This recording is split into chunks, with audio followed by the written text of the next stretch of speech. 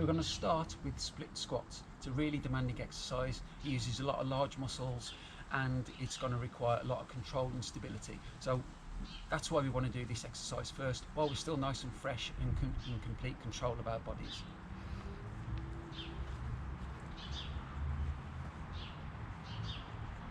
So just note the position first. See how the knee is still above the ankle or over the midfoot. Hopefully my torso is nice and vertical. And we're going to descend to a position where the knee is almost touching the floor. We're going to raise, driving the power through the heel, the front heel. And we're going to drop nice and vertically down. So the torso is moving straight up and down.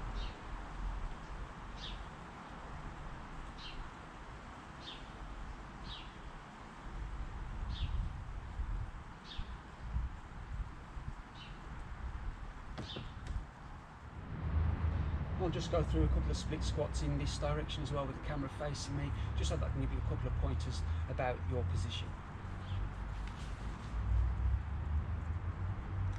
So notice how my feet are pointing straight forward, I hope. I can't see the one behind me, but I hope it's more or less pointing forward.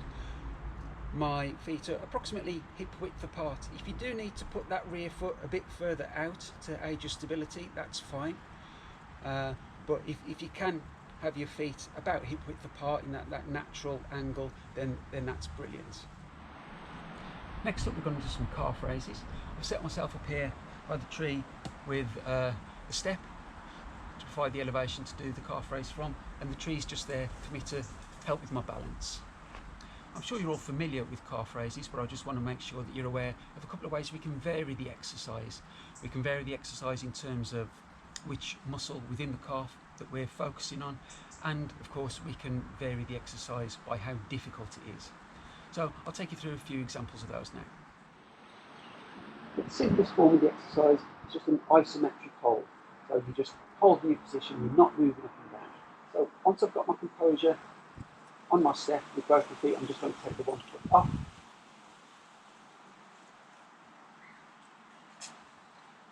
I'm going to hold that position for 30 to 60 seconds.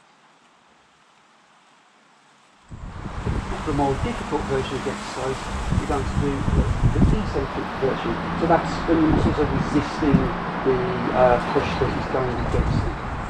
So what we'll do for here, for this one, is we will just raise up on both feet, then take one leg away, and slowly lower the other calf. So I'm doing an eccentric calf raise on the right foot. Back up with both feet, and lower, and the calf we're working. Up on both feet, and lower the calf we're working. So we'll look at doing 12 of those reps.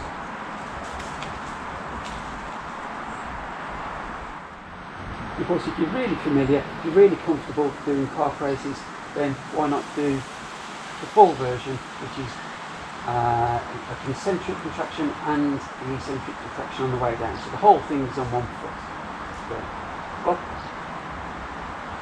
and down for one rep, and continue.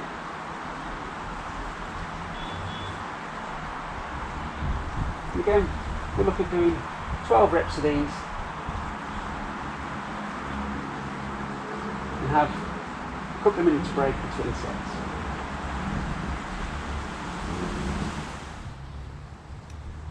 Next up, pogos.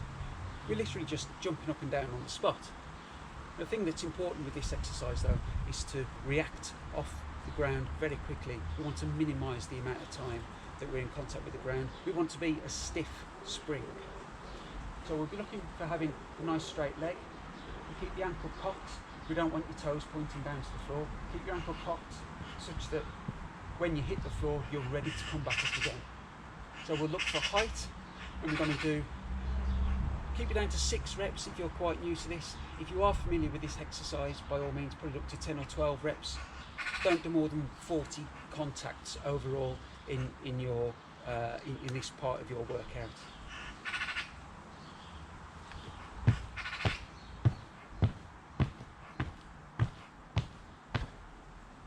So I did 8 there. I'm going to do 3 sets of 8. As we move on into the later part of our workout, that's when it's a good time to start thinking about the exercises which don't require the perfect control, they don't require the perfect movement. So what we're going to do now is a nice standing still glute exercise. It's a lot more difficult than it looks. I'll be using the tree. I'm going to be standing on one leg. I'm just going to push that knee into the tree, but that's not what's doing the exercise. What's really doing the work here is my standing legs glutes. So make sure those glutes are nice and firm and push that knee into the tree or into any nice firm structure you've got, and hold that for 30 seconds or a minute if that's good for you.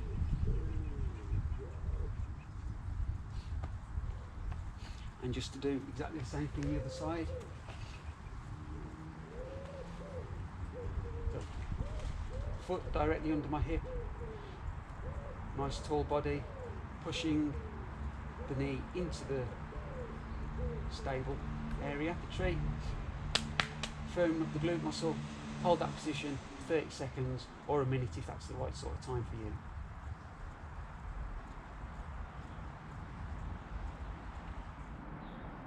I'm going to finish with a nice fun trunk exercise, and it's particularly fun because it's just started raining and we're going to be spending quite a bit of time on the floor.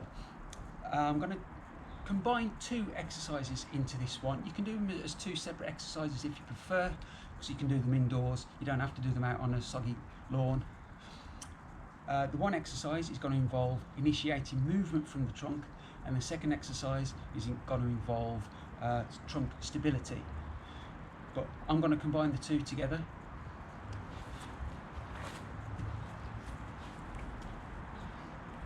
The movement exercise requires you to lie on the floor with your hands and feet raised.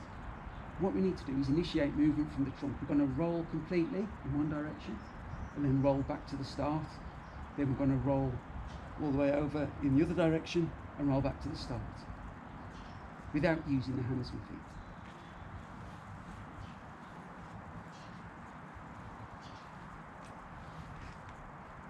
So back to the start and now the other way.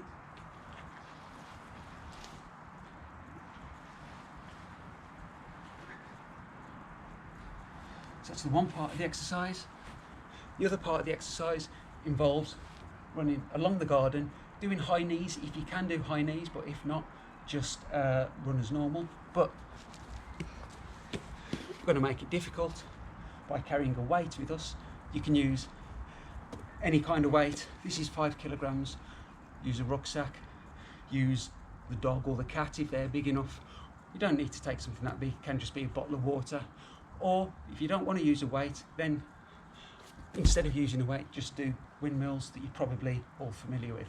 But I'm going to be rotating this ball in circles as I do high knees coming down from the garden.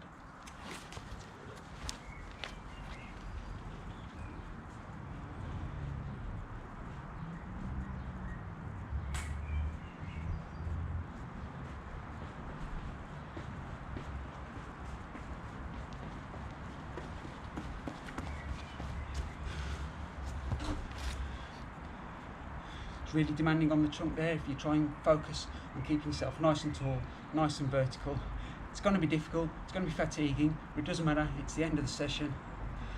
Enjoy.